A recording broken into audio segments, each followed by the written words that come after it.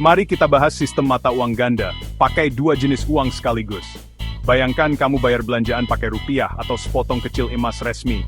Ini bukan berarti rupiah diganti ya, tapi dikasih teman yang stabil.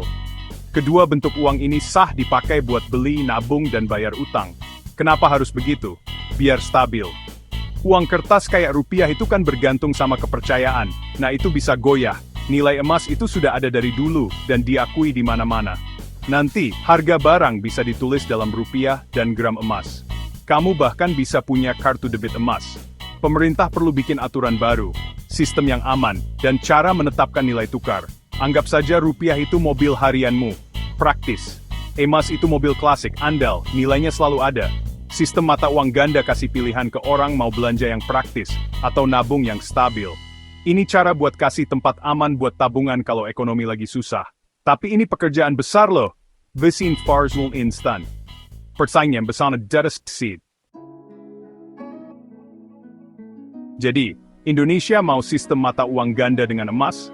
Kayaknya sih enggak. Hukumnya bilang cuma rupiah yang sah buat transaksi. Coba deh bayar pakai emas, pasti pada bingung.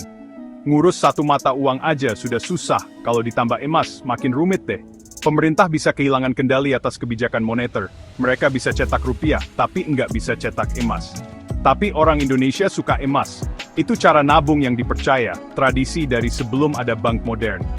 Orang beli perhiasan emas atau batangan buat jaga-jaga dari inflasi.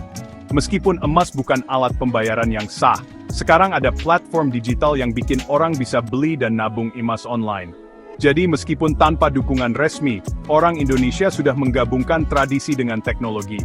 Memang tidak ada mata uang ganda resmi, tapi versi tidak resminya, yang pakai teknologi, sudah ada. Emas sudah jadi bagian dari keuangan sehari-hari, cuma bukan di kasir toko. Gimana kalau Indonesia beneran pakai sistem mata uang ganda? Manfaat terbesarnya, stabilitas. Emas itu nilainya tetap, meskipun rupiah naik turun. Ini jadi tempat aman buat nabung, melindungi dari inflasi dan penurunan nilai uang. Bisa mendorong orang lebih banyak menabung, meningkatkan kekayaan negara dan investasi. Emas itu nyata dan dipercaya, apalagi di daerah pedesaan yang banknya terasa jauh. Menggabungkan emas bisa bikin lebih banyak orang masuk ke sistem keuangan resmi. Ini menjembatani tradisi dan keuangan modern, membantu lebih banyak orang Indonesia ikut serta dalam ekonomi. Secara internasional, ini menunjukkan komitmen terhadap stabilitas, menarik investor. Pilihan emas akan membuat Indonesia berbeda, menunjukkan bahwa kita menghargai inovasi dan keamanan. Ini langkah berani, tapi bisa menumbuhkan kepercayaan di dalam dan luar negeri. Tapi, kedengarannya bagus, tapi risikonya besar banget. Mengelola dua mata uang itu mimpi buruk operasional. Bank, ATM, dan sistem pembayaran harus dirombak total. Itu mahal dan rumit. Pemerintah akan kehilangan sebagian kendali atas ekonomi. Mereka kan tidak bisa cetak emas. Kalau semua orang beralih ke emas, mengendalikan inflasi atau pertumbuhan akan jadi hampir mustahil. Ada juga masalah ketidaksetaraan. Orang kaya bisa beli emas, sementara orang miskin cuma pakai rupiah.